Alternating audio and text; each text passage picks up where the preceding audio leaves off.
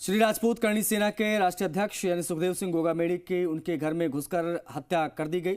इस पूरे हत्याकांड के दौरान घर में मौजूद उनकी दूसरी पत्नी सपना सोनी भी सामने आई हैं।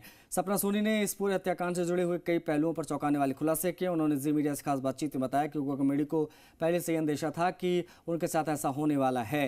इसके अलावा भी सपना सोनी ने कई चौंकाने वाले खुलासे किए। देखिए जी मीडिया संवाददाता विनय पंत की ये खास बातचीत। इस समय मैं मौजूद हूँ सुखदेव सिंह गोगामेड़ी जी के उस आवास पर जहाँ पे वो रहते थे और जहाँ पर उस नृशंस हत्याकांड को अंजाम दिया गया।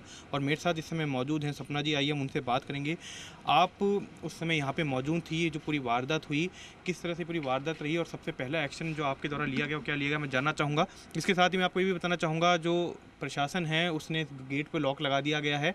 इस गेट से अंदर नहीं जा सकते क्योंकि ऊपर से जो आला अधिकारी हैं उनकी तरफ से आदेश दिए गए हैं कि कोई भी बाहरी व्यक्ति उसको अंदर प्रवेश नहीं करने दिया जाए। और आप देख सकते हैं सुरक्षा के अंदर जो गार्ड है वो भी तैनात किए गए हैं। यहाँ पे हथियारों से लैस जो पुलिसकर्मी है वो सुरक्षा में तैनात हैं। आइए इन तमाम चीज़ों को लेकर सपना जी से बात करते हैं। सपना जी, मेरा पहला सवाल यही रहेगा कि जो ये वारदात हुई उसके बाद तुरंत आपने जो एक्शन लिया, किस तरह की वारदात रही वो भी आपसे जानना चाहेंगे। जी सर, उस दिन वो 3 आदमी आए थे जो हत्यारे थे, वो तो पता ही है आपको। तो वो आके बैठे और उससे पहले ये हुआ था कि वो मेरे पास थे जब हत्यारे आए थे। तब वो नीचे नहीं थे, ऊपर थे रूम में। हम लोग खाना खा रहे थे, दोनों बैठ के खाना खा के ये सीढ़ी से नीचे उतरने लगे तो अंदर गनमैन आया, गार्ड, हमारा पर्सनल गार्ड। तो उसने ऐसे बोला, भाई साहब आपसे 3 आदमी आए हैं मिलने के लिए। तो वो बोले कोई बात नहीं, अपने को बाहर चलना था लेकिन कोई बात नहीं, अपने मिल लेते हैं, तो आप वेटिंग हॉल में ही मिला दो। तो वो कभी वेटिंग हॉल में मिलते नहीं थे, वो अंदर रूम में ही मिलते थे, पर्सनल रूम में, सुरक्षा के हिसाब से। क्योंकि पुलिस प्रशासन ने जैसे 2 महीने पहले ही और कुछ साल पहले भी उनको बोल दिया था कि उनकी हत्या हो सकती है। जहाँ से उनकी साजिशें रच रही थी वो जेल से ही रची जा रही थी साजिशें। बात करवाई थी तो मैंने देखा कि ये बात कर रहे हैं फ़ोन पे। फिर मैंने सोचा सब कुछ सही है, तो फिर मैं मेरे रूम में चली गई, उस कैमरे वाले रूम से। जैसे ही रूम में जाके लेटी, इतने में आवाज़ें आई पटाखे जलाने की। मैंने सोचा कि आज पटाखे कौन जला रहा है पड़ोस में, क्योंकि हमारे पड़ोस में पहले दिन ही डेथ हुई थी किसी लेडीज़ की सामने घर में। मैंने जब पटाखे कैसे चला रहे हैं, मैं जैसे ही भाग के सीढ़ियों की तरफ आई तो लड़का आया, सर्वेंट भाग के, भाभी जी गोलियाँ चल रही है घर में, बाहर मत जाओ। फिर मैं जैसे ही मैंने गेट खोला और मैं आई गेट के अंदर, तब तक वो अपना मतलब कि वो भाग गए थे अपराधी। मैं जा ही रहे थे, भागे नहीं थे। मैं अंदर आई, मैंने देखा उनको देखा तो फिर उनमें तो कुछ था ही नहीं उस टाइम। रोहित गोदारा और गोल्डी ने इस पूरे हत्याकांड की जिम्मेदारी ली है, तो क्या आपको लगता है कि पूरी साजिश के तहत ये पूरा हत्याकांड हुआ है? अगर उन्होंने खुद ने जिम्मेदारी ली है तो फिर वो जिम्मेदार हैं और पुलिस प्रशासन को फिर कदम उठाना चाहिए।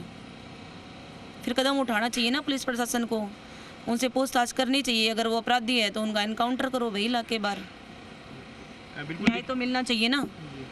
देखिए, बिल्कुल जिस तरह से पूरा हत्याकांड हुआ उसके बाद आक्रोश भी लोगों में देखा गया। 2 दिन तक अस्पताल के बाहर काफ़ी तादाद में लोग भी रहे। कुछ लोगों ने राजनीति करने की भी कोशिश की। उस पर आप क्या कहना चाहेंगे?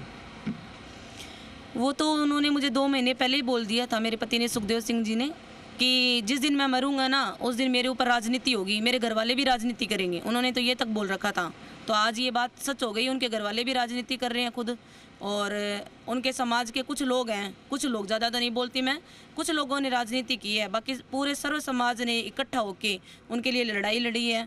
बताया जा रहा है सुखदेव जी की काफ़ी प्रॉपर्टी थी, अब वो उस प्रॉपर्टी को छोड़ गए, उसको लेकर भी कुछ लोग राजनीति करने की कोशिश करेंगे। उस पर आप क्या कहना चाहेंगे? प्रॉपर्टी को लेके सर मैं कोई बात नहीं करना चाहती। प्रॉपर्टी का मुझे कुछ नहीं पता है, मुझे सिर्फ इतना ही पता है न्याय का। मेरा रिश्ता सिर्फ उन तक था, 11 साल से हम दोनों साथ थे, पति पत्नी थे, बस वही रिश्ता होता है। प्रॉपर्टी का मेरा कोई कनेक्ट नहीं है उनसे। प्रॉपर्टी का कनेक्ट शीला जी से है उनका। उन्होंने भी ऊपर है ना लोगों को कॉल कर करके बोल रखा है कि सपना से किसी को मिलने नहीं देना चाहिए और ना ही कोई इंटरव्यू लेगा उसका।